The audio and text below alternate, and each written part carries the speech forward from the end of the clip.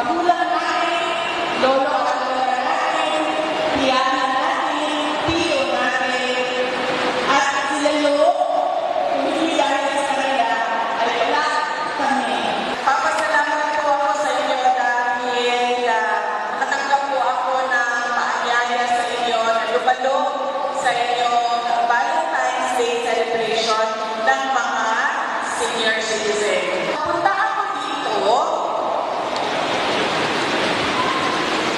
may imatong